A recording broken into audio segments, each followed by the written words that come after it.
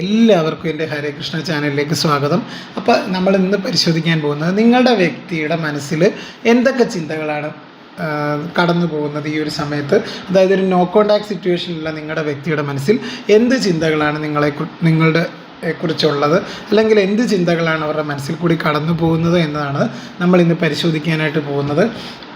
ഇതൊരു general reading ആണ്, അതുകൊണ്ട് തന്നെ നിങ്ങളുമായിട്ട് ബന്ധപ്പെട്ട കാര്യങ്ങൾ മാത്രം എടുക്കുക, അല്ലാത്ത കാര്യങ്ങൾ വിട്ടുകളയുക. നിങ്ങളുമായിട്ട് ബന്ധമില്ലാത്ത കാര്യങ്ങൾ നിങ്ങൾ ഫോഴ്സ്ഫുള്ളി നിങ്ങളുടെ ലൈഫിലേക്ക് അട്രാക്റ്റ് ചെയ്ത് പ്രശ്നങ്ങളൊന്നും നിങ്ങളുടെ ലൈഫിൽ ഉണ്ടാക്കാതിരിക്കുക, കുഴപ്പങ്ങളൊന്നും നെഗറ്റിവിറ്റി ഒന്നും ലൈഫിലേക്ക് അട്രാക്റ്റ് ചെയ്യാതിരിക്കുക. ഇതൊരു ടൈംലെസ് ജനറൽലെസ് റീഡിംഗ് ആണ്. നിങ്ങളിത് എപ്പോഴാണോ കാണുന്നത് അപ്പോഴേക്കും നിങ്ങൾക്ക് ഇത് റെസൊനേറ്റ് ആവുന്നതാണ്. അപ്പോൾ തീർച്ചയായിട്ടും നമുക്ക് നോക്കാം നിങ്ങളുടെ വ്യക്തിയുടെ നിങ്ങളോടുള്ള ഇപ്പോഴത്തെ ഫീലിങ്സ്, അവരെന്തെങ്കിലും ഒരു തീരുമാനം എടുക്കുമെന്ന് നമുക്ക് നോക്കാം. തീർച്ചയായും ഇതൊരു ജനറൽ റീഡിംഗ് ആണ്, അതുകൊണ്ട് കളക്റ്റീവ് റീഡിംഗ് ആയതുകൊണ്ട് തന്നെ ഞാൻ വീണ്ടും പറയുവാണ്, ഇവിടെ പറയുന്ന എല്ലാ കാര്യങ്ങളും എല്ലാവർക്കും ഒരുപോലെ റെസൊനേറ്റ് ആവണമെന്നില്ല. അപ്പോൾ നമുക്ക് റീഡിങ്ങിലേക്ക് കിടക്കാം. അതിനു മുമ്പ് പ്രാർത്ഥിച്ചതിന് ശേഷം നിങ്ങൾ ഇവിടെ റീഡിംഗ് കാണുക. കണ്ണടച്ചതിന് ശേഷം നിങ്ങളുടെ വ്യക്തിയുടെ മുഖം വ്യക്തമായിട്ട് മനസ്സിലാലോചിച്ചതിന് ശേഷം ഈ റീഡിംഗ് കണ്ടാൽ കുറച്ചും കൂടെ കാര്യങ്ങൾ നിങ്ങൾക്ക് റെസൊനേറ്റ് ആവുന്നതായിരിക്കും. അപ്പോൾ തീർച്ചയായിട്ടും നമുക്ക് റീഡിങ്ങിലേക്ക് കിടക്കാം. എല്ലാവർക്കും ദൈവം രക്ഷിക്കട്ടെ എന്ന് ഞാനും പ്രാർത്ഥിക്കുന്നു. അപ്പോൾ നമുക്ക് നോക്കാം, ആ ഒരു വ്യക്തിയുടെ കറൻറ്റ് ഫീലിങ്സാണ് നമ്മൾ നോക്കാൻ പോകുന്നത്.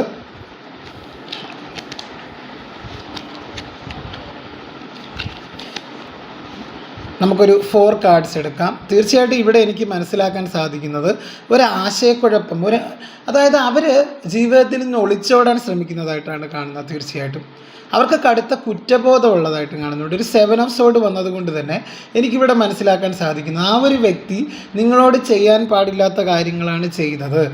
അതോർത്ത് അവർക്ക് നല്ലൊരു കുറ്റബോധം ഈ ഒരു സമയത്തുള്ളതായിട്ടാണ് മനസ്സിലാക്കാൻ സാധിക്കുന്നത്.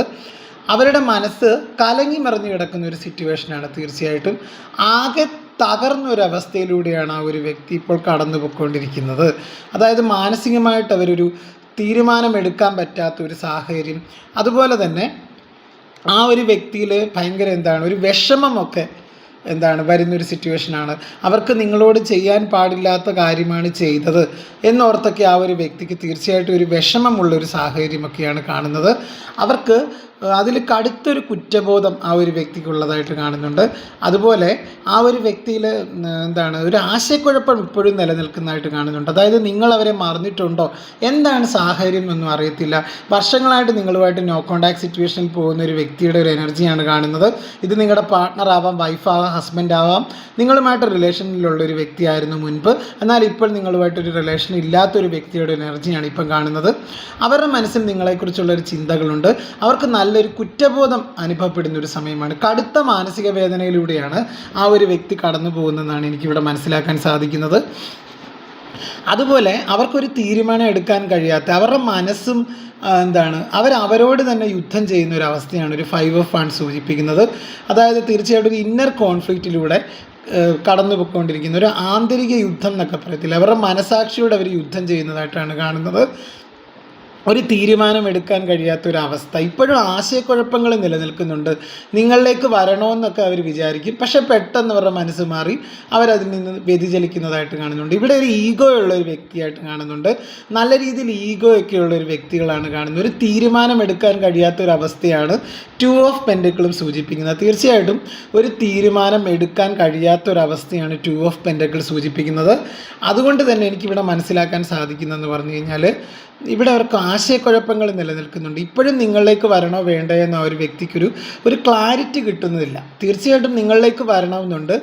അവർക്ക് ഒരുപാട് കാര്യങ്ങൾ മിസ് ചെയ്യുന്നുണ്ട്. അവർക്ക് സ്നേഹത്തെക്കാളുപരി അവർക്കിപ്പോൾ മിസ് ചെയ്യുന്നുണ്ട്. ഒരു കുറ്റബോധമാണ് ഫീൽ ചെയ്യുന്നത്. അതായത് അവർ ഒരു കണ്ണാടിയാണ്, അതായത് ഒരു ക്രിസ്റ്റൽ ക്ലിയർ ആയിട്ടുള്ളൊരു വ്യക്തിയായിരുന്നു നിങ്ങൾ എന്നൊരു തിരിച്ചറിവ് മനസ്സിലാക്കുന്നുണ്ട്.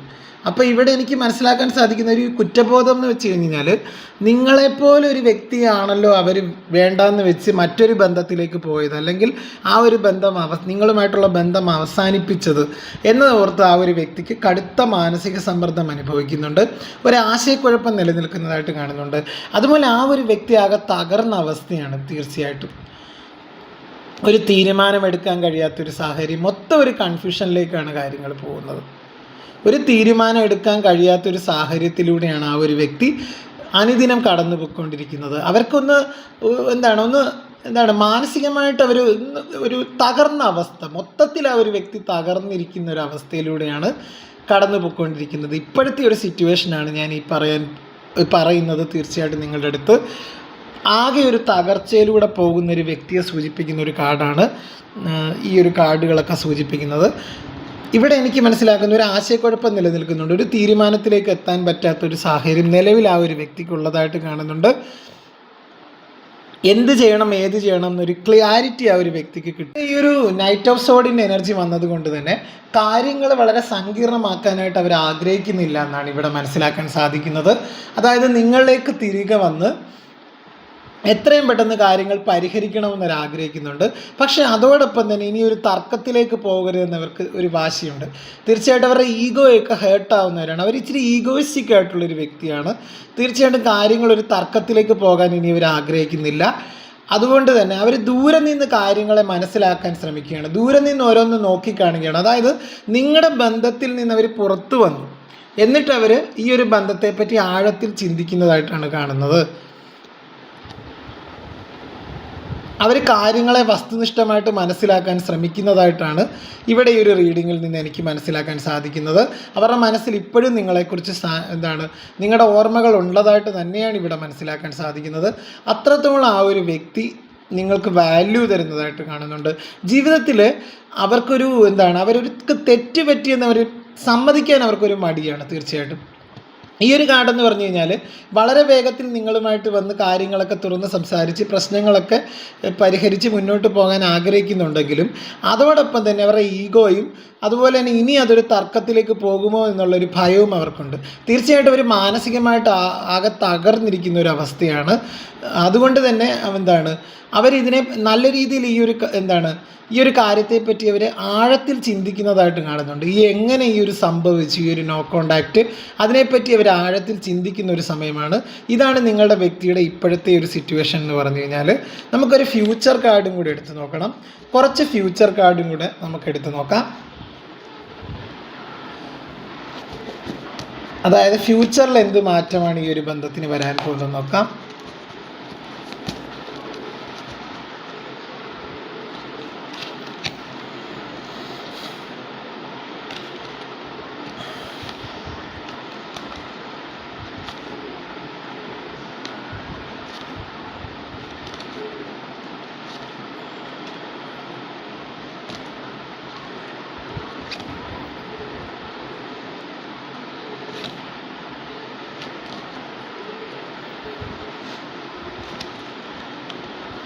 ഒരു കാർഡും കൂടെ എടുക്കാം. അതായത് ഇപ്പോഴത്തെ ആ ഒരു സാഹചര്യത്തിൽ ആ ഒരു വ്യക്തി അനാവശ്യ ഉത്തരവാദിത്തങ്ങളൊക്കെ ഏറ്റെടുക്കുന്നതായിട്ടാണ് കാണുന്നത്. തീർച്ചയായിട്ടും അതൊന്നും ആ ഒരു വ്യക്തിക്ക് നിലവിൽ ഒന്നും ഉൾക്കൊള്ളാൻ പറ്റാത്തതാണ്. അതായത് അവരുടെ വ്യക്തിത്വം വരെ മറന്നുകൊണ്ട് പല കാര്യങ്ങളും അവർ അമിത ഭാരം ചുമക്കുന്നതായിട്ടാണ് ബർഡൻ കാർഡ്. അവർക്കൊരു സ്വാതന്ത്ര്യമില്ല അതിൽ നിന്ന്. അവർക്കൊരു വ്യക്തി സ്വാതന്ത്ര്യവും സമാധാനവും നിലനിർത്തിയ ആ ഒരു അവസ്ഥയിൽ നിന്ന് ലഭിക്കുന്നില്ല. അതുകൊണ്ട് അവർ നിങ്ങളുമായിട്ടുണ്ടായിരുന്ന ആ ഓരോ മൊമെൻറ്റും അവർ വിലയിരുത്തുന്നതായിട്ടാണ് കാണുന്നത്. അതുപോലെ ഇവിടെ ഒരു കമ്പാരിസൺ നടക്കുന്നുണ്ട്. നിങ്ങളുമായിട്ടുണ്ടായ പഴയ കാലത്ത് നിങ്ങളുടെ മെസ്സേജൊക്കെ എടുത്ത് വായിക്കുക, നിങ്ങൾ പഴയ മെസ്സേജൊക്കെ എടുത്ത് വായിക്കുക, നിങ്ങളുടെ ഫോട്ടോയൊക്കെ എടുത്ത് നോക്കുക. ഇതൊക്കെയാണ് ഇപ്പോൾ അവർ ചെയ്യുന്നത്. തീർച്ചയായിട്ടും ആ ഒരു വ്യക്തിയുടെ ഓർമ്മകളിൽ നിങ്ങളുണ്ട്, ഇപ്പോഴും നിങ്ങളുണ്ട് എന്ന് തന്നെയാണ് എനിക്കിവിടെ മനസ്സിലാക്കാൻ സാധിക്കുന്നത്. അവരത്രത്തോളം നിങ്ങളെ മിസ് ചെയ്യുന്നതായിട്ട് കാണുന്നുണ്ട്. ഓരോ മൊമെൻറ്റും അവരെന്ത് ചെയ്യുന്നുണ്ട്, അവരെ ഓർക്കുന്നുണ്ട് തീർച്ചയായിട്ടും. അതുപോലെ ഇവിടെ ഒരു എക്സ്പീരിയൻസിങ് കാർഡ് എന്ന് പറഞ്ഞുകൊണ്ട്, അതായത് ചില കാര്യങ്ങൾ നമ്മൾ അനുഭവിച്ചേ പറ്റൂ. വിധിയെ തോൽപ്പിക്കാൻ ഒരിക്കലും പറ്റില്ല. അപ്പം ജീവിതത്തിൽ ചില കാര്യങ്ങൾ അനുഭവിച്ചേ പറ്റൂ. അത് കർമ്മഫലമാണെന്ന് ആ ഒരു വ്യക്തി ചിന്തിക്കുന്നുണ്ട്. അപ്പോൾ ഇപ്പോൾ അവർ കൂടെ നിൽക്കുന്ന ആ ഒരു വ്യക്തി അവർ ചെയ്ത തെറ്റിൻ്റെ ഫലമായിട്ടാണ് ഇപ്പോഴവർ അനുഭവിക്കുന്നതെന്നാണ് എനിക്കിവിടെ മനസ്സിലാക്കാൻ സാധിക്കുന്നത്. അങ്ങനെ ഒരു തിരിച്ചറിവ് ആ ഒരു വ്യക്തിയിൽ വരുന്നുണ്ട് തീർച്ചയായിട്ടും. അതായത് ഇതൊക്കെ നല്ല രീതിയിൽ പോയിക്കൊണ്ടിരുന്ന ഒരു ബന്ധമാവാം നിങ്ങളുടേത്. അപ്പോഴാണ് ഒരു തേർഡ് പാർട്ടി അല്ലെങ്കിൽ മറ്റൊരു വ്യക്തിയുടെ ഒരു സാന്നിധ്യം അല്ലെങ്കിൽ ഒരു സിറ്റുവേഷൻ കാരണം നിങ്ങളുടെ ബന്ധം മുറിഞ്ഞു പോകാൻ കാരണം. അപ്പോൾ ഇതൊക്കെ താൻ അനുഭവിക്കേണ്ടതാണ്. അല്ലെങ്കിൽ തൻ്റെ ചെയ്തിയുടെ ഫലമായിട്ടാണ് ഇതൊക്കെ, തൻ്റെ കർമ്മഫലമാണ് ഇതൊക്കെ എന്ന് ആ ഒരു വ്യക്തി ചിന്തിക്കുന്ന ഒരു നിമിഷമാണ്. അതുപോലെ ഇപ്പോഴത്തെ സിറ്റുവേഷൻ അവർക്കൊരു ഭാരം തരുന്നതാണ്, അമിത ഭാരം തരുന്നതാണ്. അവരുടെ ജീവിതത്തിൽ അവരൊന്ന് മനസ്സ് തുറന്ന്, അവർക്കൊരു സ്വാതന്ത്ര്യവുമില്ല, മനസ്സ് തുറന്ന് സന്തോഷിച്ചിട്ടും ഒക്കെ അവർ നാളുകളായി തീർച്ചയായിട്ടും. അപ്പം അങ്ങനെ വരുമ്പം അവർക്കത് ഒട്ടും ഉൾക്കൊള്ളാൻ പറ്റാത്ത ഒരു സാഹചര്യമാണ് ആ ഒരു കാര്യം. അവരായിട്ടൊന്നും നിലനിൽക്കാനായിട്ടൊന്നും പറ്റില്ല. അപ്പോൾ അവർക്ക് ഇപ്പോൾ ഇവിടെ അടുത്ത കാർഡെന്ന് പറഞ്ഞു കഴിഞ്ഞാൽ കാര്യങ്ങളൊക്കെ വസ്തുനിഷ്ഠമായിട്ട് മനസ്സിലാക്കാൻ ആ ഒരു വ്യക്തി ശ്രമിക്കുന്നുണ്ട്. അതുപോലെ തന്നെ എല്ലാ കാര്യത്തെപ്പറ്റി ഇപ്പോൾ അവർക്കൊരു പാഷൻ ലൈഫിന് ഇവിടെ ഇല്ല. ആ ഒരു ലൈഫിനോടൊരു പാഷനൊക്കെ അവർക്ക് നശിച്ചതായിട്ട് കാണുന്നുണ്ട്. പക്ഷേ അതുകൊണ്ട് തന്നെ അതിൽ നിന്ന് ഇറങ്ങിപ്പോന്ന് നിങ്ങളുടെ അടുത്തേക്ക് വരാൻ അവർ ആഗ്രഹിക്കുന്നുണ്ട്. കാര്യങ്ങളെ പുതിയ രീതിയിൽ നോക്കിക്കാണാൻ അവരൊരു പ്രാപ്തനാകുന്നതായിട്ട് കാണുന്നുണ്ട്. ഒരു ന്യൂ പെർസ്പെക്റ്റീവിലൂടെ ഒരു കാര്യത്തിൻ്റെ എല്ലാ വശങ്ങളും മനസ്സിലാക്കാൻ അവർക്ക് സാധിക്കുന്നതായിട്ട് കാണുന്നുണ്ട്. അതുപോലെ തന്നെ അവർക്ക് ആത്മവിശ്വാസം വരുന്നുണ്ട്. തീർച്ചയായിട്ടും അവർക്ക് നിങ്ങളിലേക്ക് വരാനാണ് താല്പര്യം. അവരായിട്ടുണ്ടാക്കിയ ഒരു പ്രശ്നമാണ്, അവരായിട്ടാണ് നിങ്ങളിൽ നിന്ന് ഇറങ്ങിപ്പോയത്. അപ്പോൾ തീർച്ചയായും ഒരു പുതിയ വീക്ഷണകോണിൽ നിന്ന് കാര്യങ്ങളെ മനസ്സിലാക്കാൻ ആ ഒരു വ്യക്തി ശ്രമിക്കുന്നതായിട്ടാണ് കാണുന്നത്. അതുപോലെ തന്നെ ആ ഒരു വ്യക്തിയിൽ ഒരു അന്തർബോധം വരുന്നതായിട്ട് കാണുന്നുണ്ട്. തീർച്ചയായിട്ടും കാര്യങ്ങളെ ആ ഒരു വ്യക്തിക്ക് മനസ്സിലാകുന്നുണ്ട്, അവരുടെ ചിന്താശേഷി വികസിക്കുന്നതായിട്ട് കാണുന്നുണ്ട്. അതെന്തെങ്കിലും ഒരു തീരുമാനമെടുക്കാൻ എന്തെങ്കിലും ഒരു ആശയക്കുഴപ്പമുണ്ടെങ്കിൽ ആ ഒരു ആശയക്കുഴപ്പങ്ങളൊക്കെ മാറുന്നതായിട്ടാണ് ഇവിടെ എനിക്ക് മനസ്സിലാക്കാൻ സാധിക്കുന്നത്. അവർക്കൊരു മാറ്റം, ഒരു സ്പിരിച്വൽ റീബർത്തിലൂടെയാണ് ആ ഒരു വ്യക്തി കടന്നു പോയിക്കൊണ്ടിരിക്കുന്നത്. അവർക്ക് പല കാര്യങ്ങളും മനസ്സിലാകുന്നുണ്ട്. ഇത്രയും നാളും അവർ കണ്ണടച്ചിരുട്ടാക്കുന്ന ഒരവസ്ഥ, അല്ലെങ്കിൽ മൂടിക്കെട്ടിരിക്കുമായിരുന്നു കണ്ണുകൾ അവരുടെ. പക്ഷേ ഇപ്പോഴാ ഒരു കണ്ണിലെ കെട്ടുകളൊക്കെ അഴിച്ച് അവർ യാഥാർത്ഥ്യം എന്താണെന്ന് മനസ്സിലാക്കാൻ ശ്രമിക്കുന്ന ഒരു സമയമാണ്. അപ്പം അവരിപ്പോൾ ചിന്തിക്കുന്നത് ഞാനൊന്ന് മാറി ചിന്തിക്കേണ്ട സമയമാണ്. ഒരു ചേഞ്ച് കാർഡാണ് ബോട്ടം ഓഫ് ദ ഡെക്ക് വന്നത്. അപ്പോൾ അതുകൊണ്ട് ഇവിടെ മനസ്സിലാക്കാൻ സാധിക്കുന്നത് ആ ഒരു വ്യക്തിയിൽ ഒരു അവബോധം വരുന്നുണ്ട്, അല്ലെങ്കിൽ ഒരു അന്തർബോധം വരുന്നുണ്ട്, അല്ലെങ്കിൽ ഒരു ആത്മാന്വേഷണം എന്നൊക്കെ പറയത്തില്ല. തീർച്ചയായിട്ടും അവരുടെ ഇൻറ്റ്യൂഷൻ അവരോട് പറയുന്നത് ഇങ്ങനെയാണ്, നിങ്ങളെ സ്വീകരിക്കാനാണ് പറയുന്നത്. അവരുടെ മനസ്സിൽ ഇപ്പോഴും നിങ്ങളോടുള്ള സ്നേഹമാണ്, സത്യസന്ധമായിട്ടുള്ള സ്നേഹമാണ് നിങ്ങളുടെ അടുത്തുള്ളതെന്നാണ് മനസ്സിലാക്കാൻ എനിക്ക് സാധിക്കുന്നത്. തീർച്ചയായിട്ടും ആദ്യത്തെ സെറ്റ് ഓഫ് കാർഡിലും അങ്ങനെ തന്നെയാണ്. ആ ഒരു വ്യക്തിയിൽ ഒരു കുറ്റബോധമുള്ളതായിട്ട് കാണുന്നുണ്ട്. ഇത്രയും നാൾ അവരൊരു അന്ധനായിരുന്നു, മറ്റേ ഒരു വ്യക്തിയെ വിശ്വസിച്ച്, തേർഡ് പാർട്ടിയെ വിശ്വസിച്ച് ഒരു അന്ധതയിലൂടെ കടന്നു പോകുന്ന ഒരു വ്യക്തിയായിരുന്നു. പക്ഷേ ഇപ്പോഴവരത് കാര്യങ്ങളൊക്കെ മനസ്സിലാക്കാൻ ശ്രമിക്കുന്നുണ്ട്, കാര്യങ്ങളെ വസ്തുനിഷ്ഠമായിട്ട് മനസ്സിലാക്കാൻ ശ്രമിക്കുന്നുണ്ട്. അതായത് അനാവശ്യ ഉത്തരവാദിത്തങ്ങൾ അവർ ഏറ്റെടുക്കുന്നു, അവരുടെ വ്യക്തിത്വം പോലും മറന്നുകൊണ്ട്. അതുപോലെ തന്നെ അമിത ഭാരം ചുമക്കുന്ന ഒരു കഴുതയെ പോലെ ജീവിതത്തിൽ ഒരു വാല്യൂവും കൊടുക്കാത്തൊരു തേർഡ് പാർട്ടിയും. അപ്പോൾ അവർ ഓരോ കാര്യത്തെയും പറ്റി അവർ ചിന്തിക്കുന്നതായിട്ട് കാണുന്നുണ്ട്. അവരിലൊരു ചിന്താശേഷി വികസിക്കുന്നുണ്ട്. അവർക്കൊരു ഒരു ഓപ്പൺ കമ്മ്യൂണിക്കേഷനിലേക്ക് അവർ വരുന്നതായിട്ട് കാണുന്നുണ്ട്. നിങ്ങളെ അവർക്ക് വേണമെന്നുണ്ട് അവരുടെ ലൈഫിലേക്ക്. ജീവിതത്തിൽ അവർ ഒരുപാട് വാല്യൂ ചെയ്യുന്ന ഒരു വ്യക്തിയാണ് നിങ്ങൾ. അപ്പം അത്രത്തോളം ഒരു വളരെ ബ്യൂട്ടിഫുൾ ആയിട്ടുള്ളൊരു കാർഡ്സാണ് വന്നിരിക്കുന്നത്. കാര്യം ചില വേർപിരിയലിലൂടെയാണ് പല തിരിച്ചറിവുകളും മനുഷ്യർക്കുണ്ടാകുന്നത്. അപ്പോൾ അവർക്കൊരു തെറ്റ് പറ്റി, ഇനിയും അവർക്കൊരു അവസരം കൊടുക്കണം എന്നാണ് എനിക്ക് ഓവറോൾ ഒരു എനർജി വന്നത്. തീർച്ചയായിട്ടും അവർക്കൊരു തെറ്റ് പറ്റിപ്പോയി, ഇനിയും അവർക്ക് ഒരവസരം കൂടി നിങ്ങൾ കൊടുക്കണമെന്നാണ് പറയുന്നത്. തീർച്ചയായിട്ടും ഇത് നിങ്ങളായിരിക്കും കാണുന്നത്, അതുകൊണ്ടാണ് നിങ്ങളുടെ അടുത്ത് ഞാൻ പറയുന്നത്. തീർച്ചയായും ഇപ്പം നിങ്ങൾ സെൽഫ് ലവിലേക്കൊക്കെ പോയി നിങ്ങളിപ്പോൾ അവരുടെ കാര്യത്തെപ്പറ്റിയൊന്നും അധികം കൺസേൺ ആവുന്ന ഒരു വ്യക്തി ആയിരിക്കില്ല. കാര്യം വർഷങ്ങളായിട്ട് നിങ്ങളുമായിട്ട് പിരിഞ്ഞു കഴിയുന്ന ഒരു വ്യക്തികളായിരിക്കുക, അല്ലെങ്കിൽ ഒരു കോൺടാക്റ്റും അവർ നിങ്ങളുമായിട്ട് വെക്കാത്തത് കൊണ്ട് തന്നെ നിങ്ങൾ ഈ ഒരു കാര്യത്തിനെ പറ്റി വരുന്നത് പോലെ വരട്ടെ എന്ന് പറഞ്ഞായിരിക്കും നിങ്ങൾ ചിന്തിക്കുന്നത്. പക്ഷേ അവരെ സംബന്ധിച്ചിടത്തോളം അവരൊരു റിജക്ഷനാണ് ഇപ്പോഴും ആ ഒരു തേർഡ് പാർട്ടിയിൽ നിന്ന് ഫീൽ ചെയ്യുന്ന. അവർക്ക് ഒരു തിരസ്കരിക്കുന്ന ഒരവസ്ഥ, അവരെ ഒട്ടും പരിഗണിക്കാത്തൊരു തേർഡ് പാർട്ടിയും. അതുപോലെ തന്നെ ആ ഒരു തേർഡ് പാർട്ടി അവരുടെ സമ്പത്തിനെ മാത്രമാണ് സ്നേഹിച്ചത്, അല്ലെ അവരെയല്ല, അല്ലെങ്കിൽ അവിടെ ഒരു ജെന്യുവിനായിട്ടുള്ളൊരു സ്നേഹമില്ല എന്ന് ആ ഒരു വ്യക്തിക്ക് മനസ്സിലാക്കുന്ന ഒരു സമയമാണ്. അതുകൊണ്ട് തന്നെ അവർ നിങ്ങളിലേക്ക് വരുന്നതായിട്ടാണ് കാണുന്നത്. അവരിപ്പോൾ ഒട്ടും പാഷനില്ല. അവർക്കെന്ന് പറഞ്ഞു കഴിഞ്ഞാൽ എല്ലാ കാര്യത്തിനും ഒരു മടിയാണ്, ഒരു ആത്മവിശ്വാസം ഇല്ലായ്മ. അതായത് ഒന്നിനെക്കുറിച്ച് എങ്ങനെയെങ്കിലും ഇരുട്ടുക, നേരം വെളുപ്പിക്കുക, അങ്ങനെയൊക്കെ തന്നെ അങ്ങനെ പൊയ്ക്കൊണ്ടിരിക്കുന്ന ഒരു ജീവിതം. പക്ഷേ ആ ഒരു ജീവിതം അല്ല ജീവിതം എന്ന് അവർ ചിന്തിക്കുന്നുണ്ട്.